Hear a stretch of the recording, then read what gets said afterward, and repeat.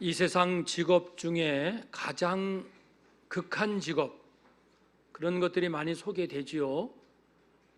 그러나 이제 우스갯소리로 가장 힘든 직업은 부모다라는 얘기가 있습니다. 부모처럼 힘든 직업은 없다.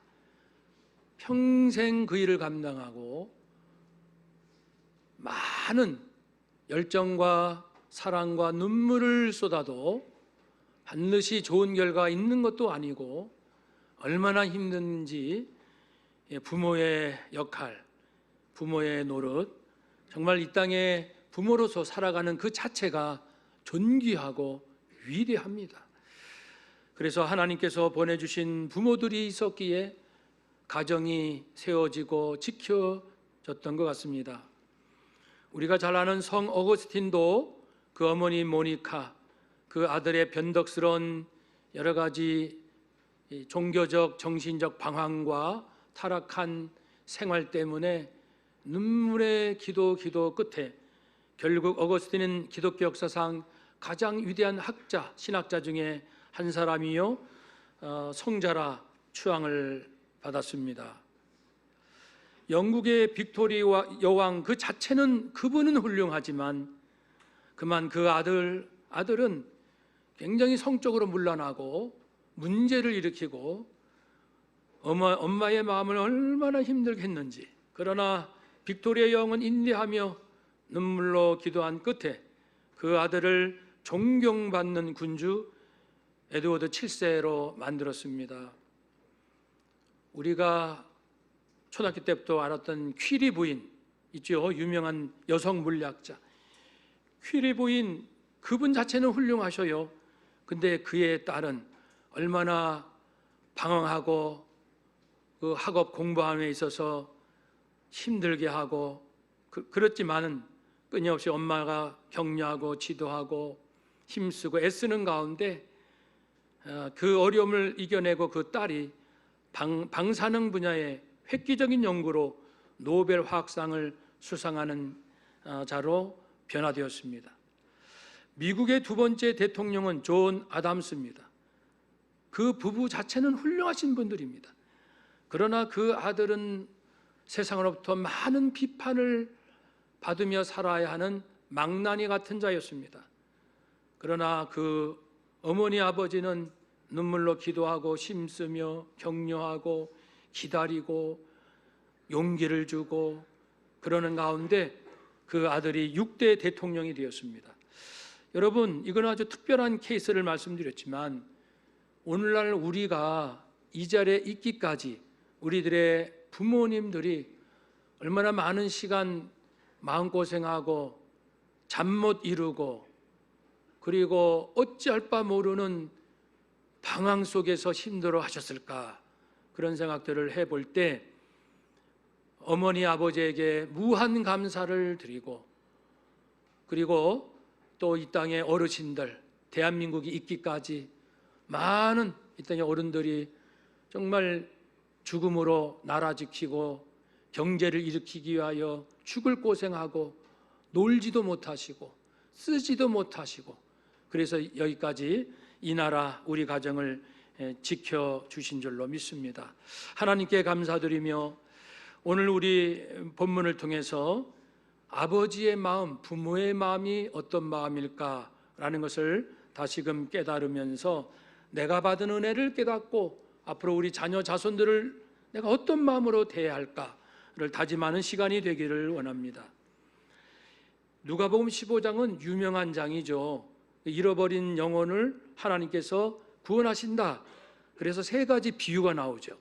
첫 번째, 잃어버린 양을 찾는, 두 번째, 잃어버린 동전 드라크마를 찾는 이 두 가지 비유는 하나님께서 죄인들을 찾으러 가신다, 찾아내신다, 찾기를 원하시고 힘쓰신다 라는 것을 강조한다면, 이 세 번째 비유인 오늘 본문은 그것이 아니고 기다리신다, 죄인들이 돌아오기까지 무던히 기다리시고 참으시고 애타는 마음으로 응원하고 계신다라는 그러한 비유가 되겠습니다. 이 세 번째 비유는 세 가지 내용입니다. 첫째는 어느 한 가정에 둘째 아들이 사고를 치죠. 둘째 아들이 방탕하고 궁핍한 생활을 하는 모습이 큰 이야기. 두 번째 큰 이야기는 그 둘째가 회개하고 용서받는다는 것이고, 세 번째 큰 이야기는 뜻밖에도 집안에 아버지를 도우며 함께 있었던 맏아들이 아빠가 이 엉터리 같은 동생을 환영하고 잔치를 하고 이렇게 환대해 준 것에 대해서 화가 나가지고 불평하는 그런 모습에 아버지의 참사랑이 무엇인지를 일깨워주는 내용입니다. 오늘은 이 큰 세 가지 이야기 중에 두 가지만 나누고자 합니다. 첫 번째 큰 이야기는 이 둘째 아들의 방탕입니다. 이 가정에 두 아들이 있었는데 둘째가 자기가 받을 재산을 미리 달라고 합니다. 보통은 살아 있을 때가 아니라 돌아가실 때 주게 돼 있는데, 그래서 장자에게는 전 재산의 3분의 2, 둘째에게는 3분의 1 주는 것이 그 당시 유대인의 관례입니다. 그러나 살아있을 때 상속을 해달라 하면은 둘째 같은 경우는 아버지 재산의 9분의 1 정도를 받습니다. 어쨌든 이 둘째는 얼마나 아버지를 힘들게 했던지 기어코 받아내고 말았습니다. 자식을 이기는 부모가 없다는 말처럼 아마도 아버지가 얼마나 힘들고 괴롭고 그 시간 잠을 이루지 못하고 어떻게 하지? 이 녀석이 이렇게 고집을 피우는데 힘들었을 아버지의 마음을 느껴봅니다. 둘째는 그 아버지 재산이 자기 거라고 생각하는 거죠. 그러니까 내가 달라고 할 수 있는 권한이 있다고 생각했던 것 같아요. 근데 그건 아니죠. 그건 전부 아버지의 것이죠. 영적으로 적용하면 우리 인생의 모든 것은 분명 하나님의 것입니다. 온 우주 만물도 그렇고요. 우리의 생명도, 이 대한민국도, 모든 지하 자원, 그리고 우리의 모든 가족들, 국민들 모두 하나님의 것입니다. 그런데 내 것이라고 생각하면, 물론 사람 관계에서는 질서상 이것이 누구 것인가가 분명해야지만 하나님 앞에서 내 것은 아무것도 없습니다. 그럼에도 불구하고 이것이 내 것이라 주장하는 그 순간부터 나는 불행하게 됩니다. 감사함이 없어요. 그럼 내 거다 그러면 빼앗기면 어떻게 할 거예요? 내 건데 찾지 못했다고 하면 마음이 어떨 것 같습니까? 분하고 화가 나고 그리고 불평이 가득하겠죠. 또한 내 것이다 하면은 사람은 욕심이 있다 보니까 내 마음대로 할 수 있어 하니까 선용이 아니라 하나님 뜻이 아닌 자기 뜻대로 악용할 소지가 많습니다.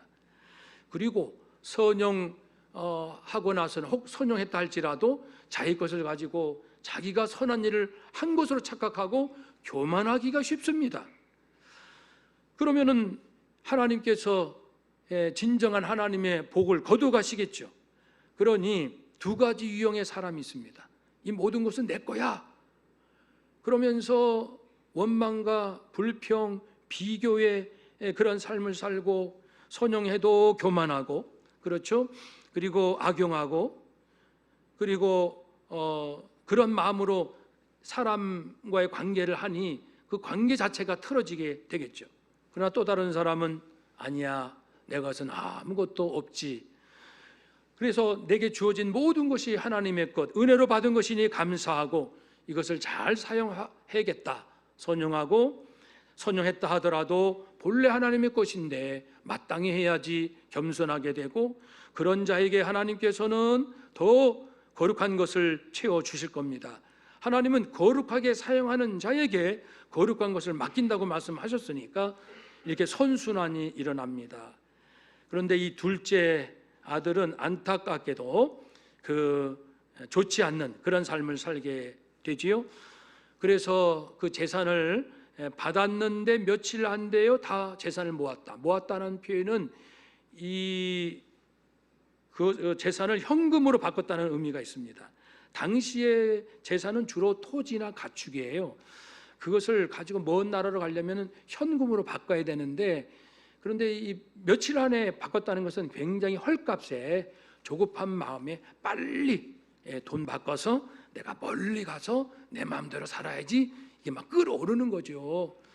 그렇게 해서 분명히 아버지의 그 피땀 어린 재산을 이렇게 헐값으로 넘기고, 그리고 멀리 가서 재산을 다 허랑방탕하고, 신기하게 그런 거 있잖아요. 고마운 줄 모르고 고생한 줄 모르고 감사할 줄 모르는 사람에게는 주머니가 빈다는 말이 있잖아요. 왜냐하면 돈을 함부로 쓴다는 거죠. 이 둘째가 그렇습니다. 규모 있게 절제하는 삶이 아니죠. 영어 번역에서는 거칠게 생활했다고 합니다. 그냥 하고 싶은 대로 정욕대로 마구 재산을 탕진했다라는 것이죠. 우리도요, 내 욕심을 채우려는 마음이 있게 되면 조급해지고요, 더 갖고 싶고 빼앗기지 않으려고 하고, 그러니까 이제 판단력이 흐려지고, 이것이 문제 아닙니까? 우리 지난 인생을 보면은 뭔가 잃어버린 때가 있어요. 그렇죠? 재산도 잃어버리거나 명예를 잃어버리거나 건강을 잃어버리거나 뭔가 잃어버린 것을 뒤돌아 가만히 생각해 보면은 내가 조급했다, 내가 성급했다, 내 욕심이 너무 앞섰다, 그렇게 깨달아지는 경우가 사실 많이 있지 않습니까?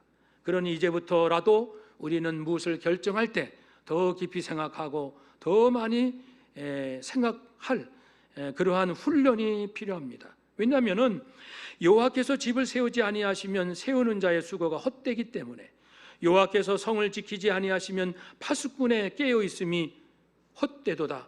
파수꾼이 적이 오는가 이렇게 지키는 이 깨어 있음, 나름 깨어 있는다고 나는 힘쓰고 애쓰고 똑똑하고 나는 잘하고 있어라고 하는데 헛되도다. 왜냐하면 그 중심에 하나님을 의지하지 아니하니까. 하나님께서 내 인생을 책임져 주시고 하나님이 세워 주셔야만 된다라는 그 중심에서 멀어졌기 때문에, 그래서 예레미야 2장 13절 말씀에 내 백성이 두 가지 악을 행하였다. 곧 생수의 근원이 되는 나를 버렸다. 또 스스로 웅덩이를 팠다. 이제 물을 모아두려고요. 스스로 웅덩이를 파서 자기 딴에는 내가 물을 많이 모아야지 이렇게 하면 될 거야. 그러나 그것은 물을 가두지 못할 터진 웅덩이들이라 말씀했습니다. 그래서 우리가 힘쓰고 애쓸지라도 꼭 하나님의 인도함이 있는지, 하나님이 기뻐하시는지 이것을 묻고 깨닫고, 중요한 것은 확신이 올 때까지 몇 번 기도하고 이럴 거야 이렇게 하지 마시고, 큰 일일수록, 중요한 일일수록 우리는 충분히 기도하고, 한 번 더 합시다. 충분히 기도합시다. 충분히 생각합시다. 아멘. 근데 이런 훈련이 어려워요. 그만큼 인간의 욕심이 질기고 깊어요. 그래서 단단히 훈련하지 않으면, 그리고 이 세상이 이렇게 힘들고 어려울수록 더 많은 흔들림이 있거든요. 즉 14절에 보면 멀리 가서 자기 멋대로 살았는데 마침 그 나라에 흉년이 들었어요.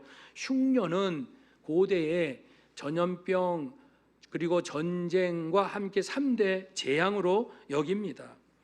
흉년이 들면 먹을 것이 없잖아요. 먹고 사는 이 생존에 위협을 받습니다. 이걸 영적으로 적용해 봅시다. 우리 영혼이 흉년에 들 때 어떻게 될까요? 그러니까 내가 무엇인가 했다 할지라도 내 눈에 보기 좋은 대로, 내 생각에 맞는다 하는 대로 하면은 무엇이 됐을지는 몰라도 내 영혼은 흉년에 들죠. 그리하면은 영혼의 양식인 하나님의 말씀이 내 영혼, 내 마음속에 없어요. 무엇은 얻었는데 내 마음속에 하나님 말씀은 없는 거예요. 들려지지가 않아요. 사람들의 얘기만 들어요. 성공했다는 사람들의 이야기, 그리고 어떻게 잘했다는 이야기, 어디로 가봐라, 무엇을 해봐라, 사람의 얘기는 잘 들리는데 하나님의 소리가 들리지 않는, 이것이 영적으로 흉년. 생명수인 하나님의 은혜를 깨닫지 못하고 얻지 못해요. 아무리 내가 똑똑해도 하나님의 은혜가 없이는 사람은 절망하고 때로는 낙심하고 넘어집니다. 평생 살면서 나는 한 번도 낙심하지 않았어. 나는 한 번도 넘어진 적이 없어. 나는 한 번도 절망한 적이 없어. 그런 사람은 아마도 없을 겁니다.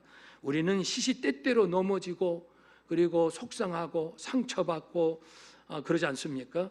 그때마다 내 하나님의 은혜를 또 받고 나면은 다시금 새 힘을 얻습니다.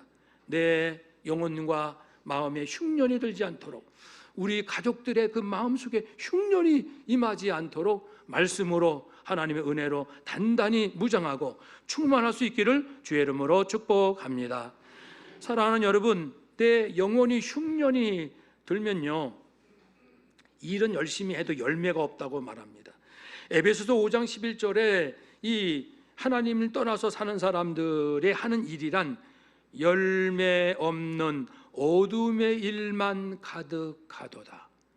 분명히 세상에서는 칭찬받아요. 존경받고 상장받고 상금받고 놀랍게 이렇게 칭호는 받을지 몰라도 하나님이 보실 때는 열매 없는 어둠의 일만 가득하구나. 네 인생에는 내 이력서에는 화려한 스펙들이 있고 자랑할 만한 것이 많은데 혹 하나님께서는 네 이력서를 보니까 어둠의 일만 가득하구나.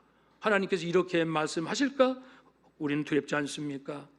영적인 흉년이 들면요, 실제로 흉년이 오면은 사람들이 비도덕적, 비윤리적 행동을 거침없이 하듯이 우리도 내 중심을 잃어버리고 이렇게 비윤리적인 삶을 살기가 쉽다는 겁니다. 이 둘째처럼 모든 것이 내 것이야, 내 마음대로 할 수 있어, 내가 결정할 거야, 아무도 간섭하지 마, 이런 삶을 살면 결국 끝에 가서는 영적인 흉년을 맞이할 수밖에 없다. 그러면 어떻게 합니까?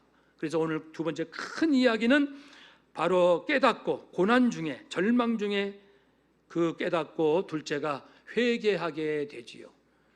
내가 어려움을 당할 때 내 죄 때문에 당하는 경우가 있어요. 내가 잘못했기 때문에. 또 하나는 내가 잘못한 건 아니지만 가족 때문에, 남편 때문에 아내가 징계를 받는 경우가 있어요. 아내는 잘못이 없었는데 하나님이 남편을 고치시려고 아내에게 시련을 주시고, 그리고 또 남편을 고치시려고 아내에게 시련을 주시고, 이렇게 서로 부모 때문에 자녀를 고치시려고 부모가 시련을 당하는 경우도 있고요. 그렇습니다. 나 때문에 당하는 것, 아니면 다른 사람 때문에 내가 당하는 것, 하나님의 영광을 드러내기 위하여 당하는 고난도 있고, 영광, 하나님은 살아계십니다, 하나님은 전능하신 분입니다, 이것을 세상에 드러내시려고 내가 잠시 고난당하는 경우도 있겠죠. 또 연단을 받기 위하여, 나는 잘못은 없으나 지금도 믿으면 괜찮아요, 그런데 앞으로 더 험한 세상이 오기 때문에 지금 믿음 가지고는 안 돼, 지금 믿음 가지고는 쓰러지기 쉽고 넘어지기 쉬우니까 미리 아시는 하나님께서 더 큰 어려움이 올지라도 내 믿음을 단단하게 할 수 있는 연단의 목적으로 고난을 주기도 하십니다. 근데 이 오늘 본문의 둘째 아들은 자기 잘못이에요. 자기 어리석음, 자기 탐심, 그렇게 해서 어려운 일을 겪었지만 그러나 다행히도 돌이켜서 내 아버지께로 돌아가겠노라 라고 회개를 합니다. 그가 당한 어려움은 재산단 탕진했지요. 아무도 도와주는 자 없지요. 남에게 종살이로 더부살이 생활을 하지요. 그런데에도 먹을 것을 구하지 못하죠. 급료를 제대로 받지 못하죠. 이제 죽을 날만 기다리고 있는 거예요. 세상에 이런 저주받은 인생이 어디 있습니까? 그러니까 이때 깨닫고 이제 돌아가자, 내가 하나님과 아버지에게 큰 죄를 범하였구나, 그는 참회합니다. 자발적으로 깊이 진심으로, 그리고 구체적으로 자기 아버지에게 찾아가서 고백하지 않습니까? 아마도 그랬을 거예요. 아빠, 제가 그때 억지 부렸던 거 죄송합니다.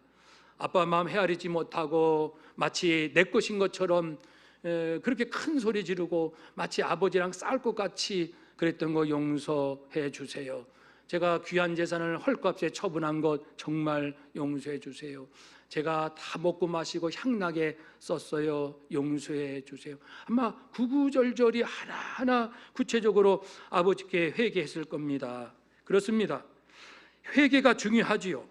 여호와는 마음이 상한 자에게 가까이 하시고 중심에 통회하는 자를 구원하시는도다. 하나님은 구원하기를 원하십니다.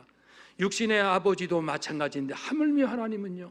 그래서 다시 돌아와서 아버지, 제가 아버지 아들이라 일컬음을 받을 자격이 없어요. 종이라도 품꾼이라도 사용해 주세요. 그럴 때 무슨 말이니? 안고 포옹하고 입 맞추고 정말 기뻐하면서 제일 좋은 옷을 입혀라. 옷, 제일 좋은 옷, 신분을 말합니다. 존귀한 아들이다. 그런 뜻이죠. 영적으로 보면 갈라디아서 3장 27절, 누구든지 그리스도와 합하여 세례를 받는 자, 예수를 믿는 자죠. 믿는 자, 그리스도로 옷 입었느니라. 그러므로 세상의 정욕과 썩어져가는 옛사람을 벗어버리고 하나님의 전신갑주로 옷을 입는, 구원의 옷을 입는 그리스도로 옷을 우리는 입게 될 겁니다. 우리가 언제라도 주님께로 돌아갈 때 그리스도로 옷 입을 줄로 믿습니다. 가락지를 끼워주지요. 가락지, 반지, 이것은 너는 내 아들이다. 소유를 말합니다. 소유. 제가 얼마 전에 조금 살짝 염려하는 마음을 가졌더니요, 하나님께서 내적 음성으로 이런 마음을 주시더래요. 너는 내 아들이다. 나는 너의 아버지다. 염려하지 말라. 네가 염려하면 내 마음이 아프구나. 네가 염려하면 내 마음이 아프구나. 그 제가 다시 한번 놀래가지고, 그렇지, 뭐 다 아는 사실이잖아요. 근데 이렇게 새롭게 한번 음성을 주시면 뭐 엄청난 이 영적인 힘을 얻거든요. 그렇습니다. 가락지를 끼워주는 겁니다. 정곤아, 너는 내 아들이다. 나는 너의 아버지야. 염려하지 말라. 네가 염려하면 내 마음이 아프구나. 그래서 이 아버지는 이 반지를 끼워 주시면서 이제 아들이니, 내 아들이니 아무도 너를 해칠 수가 없어. 우리는 택하신 족속, 왕 같은 제사장, 거룩한 나라, 하나님의 소유가 된 백성인 줄로 믿습니다. 신발을 신겨주죠. 아들아, 이 신발을 신어. 우리 종 노예들은 신발을 신지 못해. 너는 신발을 신어. 우리 집 주인이야. 우리 집의 아들이거든. 우린 다 주인이야. 당당하라, 풍성하라, 당당하라. 저는 당당하라는 이 표현이 참 좋습니다. 당당하라. 세상 사람들은 돈으로 당당하려고 해요. 그리고 인맥이 아주 든든한 걸 가지고 당당하려고. No, 다 없어집니다. 그런 것. 이제 영원토록 우리가 담대하게 살 수 있는 것은 오직 예수 그리스도, 하나님의 신실하신 그 권능과 지혜와 사랑인 줄로 믿습니다. 그러니까 장차 보십시오. 어려움이 올 때 누가 인생을 당당하게 사는가? 그리스도인만 끝까지 당당하게 삽니다. 한번 서로 인사합시다. 당신이 바로 그 사람입니다. 다시 한번 인사합시다. 끝까지 당당하십시오. 아멘. 정말로 이제 부모, 자녀들 앞에, 어머니들, 아버지들, 자녀 앞에 당당한 모습을, 비록 우리 집이 경제적으로 좀 가난하다 할지라도 정말 하늘 땅 모든 것이 나를 돕는 그런 하나님의 자녀라는 당당함을 가지고 사시는 것, 그것이 유산이에요. 그 멋진 모습. 그리고 이제 살찐 송아리를 잡아, 얘들아 잔치를 벌리자.